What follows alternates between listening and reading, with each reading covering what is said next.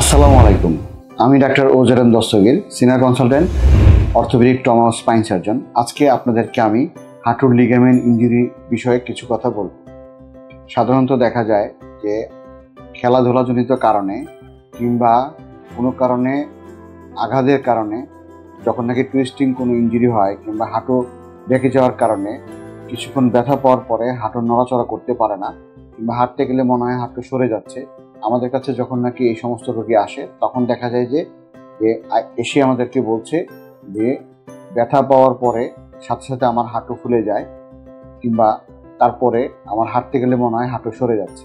সে সমস্ত পেশেন্টের ক্ষেত্রে আমরা যদি নি জয়েন্ট কিংবা হাঁটুর সম্পর্কে স্বাভাবিক কিছু কথা জানার চেষ্টা করি, সেটা হচ্ছে আমাদের যে লোয়ার এন্ড অফ ফিমার এবং টিবিয়া এর মাঝখানে যে সন্ধিটুকু করেছে সেটি হচ্ছে 4টি লিগামেন্ট থাকে। সবচেয়ে মেইন যে লিগামেন্ট যেটা আমরা বলি এসিএল, এটাকে অ্যান্টেরিয়র ক্রুসিয়েট লিগামেন্ট, এবং পিছনের দিকে থাকে পোস্টেরিয়র ক্রুসিয়েট লিগামেন্ট, মিডিয়ালি থাকে মিডিয়াল কোলেটারাল লিগামেন্ট এবং ল্যাটারালি থাকে ল্যাটারাল কোলেটারাল লিগামেন্ট।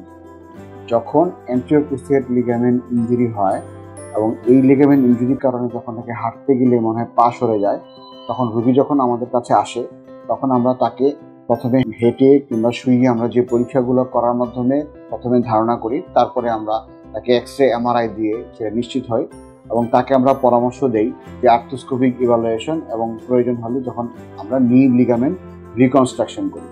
তো সেক্ষেত্রে আমি কিছু কথা বলছি, সেটা হচ্ছে যখনই আমরা দেখি পরীক্ষা করে এবং এমআরআই করে যে তার হাঁটুর লিগামেন্ট অ্যান্টেরিয়র ক্রুসিয়েট লিগামেন্ট ছিঁড়ে গেছে কিংবা মেনিসকাস ইনজুরি হয়ে গেছে, তখন আমরা পরামর্শ দেই যে দুটো ফুটা করে সেটাকে আর্থ্রোস্কোপির মাধ্যমে ক্যামেরা দিয়ে আমরা ভিতরের লিগামেন্টটা আবার দেখি এবং লিগামেন্টটা ছিঁড়ে যাওয়ার লিগামেন্টটা আমরা এখান থেকে আমরা লিগামেন্ট এনে আমরা এখানে বায়োরিজর্ভেবল স্ক্রু দিয়ে আমরা লিগামেন্টটা প্রতিস্থাপন করি এবং তার পরবর্তী সময়ে আমরা রোগীকে নিয়মিত ফলোআপের মাধ্যমে তার স্বাভাবিক জীবনযাপন নিশ্চিত করি এবং এই অপারেশনের সাফল্যের হার খুবই ভালো।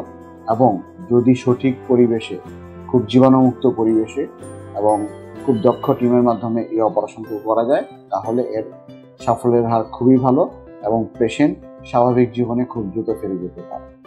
আরেকদিন নি লিগামেন্ট ইনজুরির পরবর্তীতে আমরা কি ব্যায়ামগুলো খেয়াল রাখবো সে ব্যাপারে কথা বলবো। সে পর্যন্ত ভালো থাকবেন। আসসালামু আলাইকুম।